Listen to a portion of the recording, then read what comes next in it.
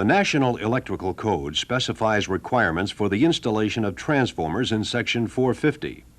Part 450.23 specifically covers less flammable liquid-filled transformers. For indoor applications, the transformer fluid you use must be listed by a nationally recognized testing laboratory, such as Factory Mutual or Underwriters Laboratories. The Factory Mutual listing is based on testing to determine the heat release rate and fire safety of materials, while the Underwriters Laboratories listing requires testing of the external protection of the transformer to prevent rupture and explosion. Each organization has different transformer installation requirements. Since in the past, only one transformer fluid was listed with both Factory Mutual and Underwriters Laboratories, many companies found themselves forced to choose a transformer fluid based on installation criteria. 561 Silicone Transformer Fluid from Dow Corning has been listed with Factory Mutual since 1979. But in order to give customers a choice of installation alternatives, Dow Corning recently gained the Underwriters Laboratories' less flammable classification as well. The following tests were performed at the Kearney Electrical Research Laboratory in McCook, Illinois, in January and February of 1992 in order to obtain this amendment to the 561 UL listing. The tests consisted of 3 phases. High current tests verified that specified fuses were adequate, and low current tests determined the required size of pressure relief devices. In all Phase 1 and Phase 2 tests, high current faults were simulated by arcing through a 1-inch gap in 1/4 inch by 1-inch copper bar stock. The gaps were fused with a number 21 gauge wire to initiate the arc. In Phase 1, high current experiments were conducted in pole top tanks to establish a criteria for large tank testing. These tests examined the effects of higher temperatures, loose versus tightly bolted covers, and new versus used fluid. In Test 1, new fluid at room temperature was tested in a pole top with the cover bolted. A 65 amp type Q fuse was used. There was no rupture or explosion. In Test 2, the same fluid, which had seen one arc, was tested in a pole top with the cover bolted. This time, an 80 amp type Q fuse was used. Again, there was no rupture or explosion. In Test 3, new fluid at room temperature was tested with an unbolted cover and an 80 amp type Q fuse. In Test 4, new fluid heated to 160 degrees centigrade was tested with a bolted cover and an 80 amp fuse. In Test 5, new fluid was tested at 140 degrees C with an unbolted cover and an 80 amp fuse. And in Test 6, fluid that had been arced twice was tested at 160 degrees C with a bolted cover and an 80 amp fuse. The conclusion of these preliminary tests was that there was no major difference in the explosion hazard with any of the test configurations.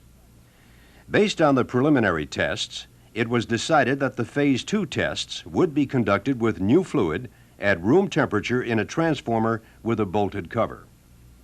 In Phase 2 of the testing, a tank designed to withstand 12 psig pressure with dimensions approximating a 150 kVA transformer was used to simulate faults in overloaded 45 kVA and 5,000 kVA transformers. Head spaces were varied by adding or removing fluid to cover 140 degrees C hot oil levels in typical designs of 45 kVA and 5,000 kVA transformers. Phase 2 tests assumed 8,000 amps at 7,200 volts to be representative of high current faults. In Test 1, a 45 kVA tank was simulated with a 2,900 cubic inch head space, a gas space of 2.9 inches above the liquid. There was no explosion, rupture, or pressure release. In Test 2, Test 1 was repeated using a 2,700 cubic inch head space, a gas space of 2.7 inches. Again, there was no explosion and no pressure release. In both cases, the target I squared T of 500,000 corresponds to the values in the UL use restriction table for 45 kVA transformers. The actual I²T levels measured were well above the target minimums. Tests 3 and 4 had a target I²T of 3 million, which corresponds to the values in the UL use restriction table for 5,000 to 10,000 kVA transformers. In Test 3, a 5,000 kVA tank was simulated with a 13,440 cubic inch head space, or a gas space of about 13.45 inches. In Test 4, a 5,000 kVA tank was simulated with an 11,850 cubic inch head space, or a gas space of 11.85 inches. I²T values observed were within 3% of target levels. In both cases, there was no explosion, no pressure release through the pressure relief device, and no tank deformation. In fact, the maximum pressure observed on the gauge after the tests was 0.5 psig. Finally, 2 exploratory tests were conducted to see if a bigger fuse than UL requires would prevent rupture. In Test 5, a 150 amp type KS was used to allow a let-through of 4,200,000 ampere squared seconds. There was no rupture, buckling, or expulsion of material from the relief valve. The pressure on the gauge after the test was less than 1.5 psig. In Test 6, 2 150 KS fuses were installed for a theoretical let-through of over 8 million amp squared seconds, corresponding to about 12 cycles. However, the actual let-through observed was only 4,850,000 amp squared seconds. Even after exposure to the previous 5 high-current arcs, the fluid was able to extinguish the arc after about 4 cycles. These results were not surprising. Mitsubishi engineers reported in the early 80s that even arc levels of up to 20,000 amps at 26 kV for 6 cycles did not cause catastrophic failure in a silicone-filled test tank. The final phase of the UL testing, Phase 3, was a low-current fault simulation. A tank with a modified rotary load brake switch, continuously driven by an electric motor and pulley system, was used to produce a low-current continuous arc. The headspace gas was vented to a gas collection and measurement apparatus. Since the rotary electrode system used did not provide continuous arcing, a correction factor was applied to account for off time between switches. 6 tests were run with room temperature fluid. The same fluid was used for all of these test runs. In each test, the rate of gas generation was measured. All 6 tests verified that the pressure relief valves specified in UL's use restrictions were adequate when used with 561 silicone transformer fluid from Dow Corning.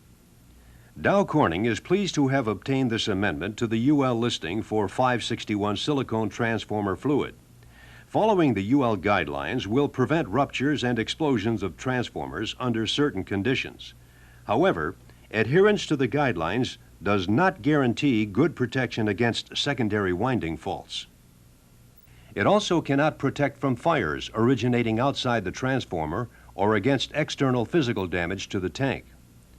For this reason, it is recommended that rather than relying on UL requirements alone, you look to the actual fire properties of less flammable liquids. The fire properties of less flammable transformer fluids have been well documented in reports by Underwriters Laboratories, Factory Mutual, Southwest Research, and A.D. Little. With all this in mind, the real significance of the UL listing amendment is that you now have a choice in installation requirements, and you no longer need to sacrifice the fire safety and other unique benefits of silicone transformer liquids because of installation restrictions.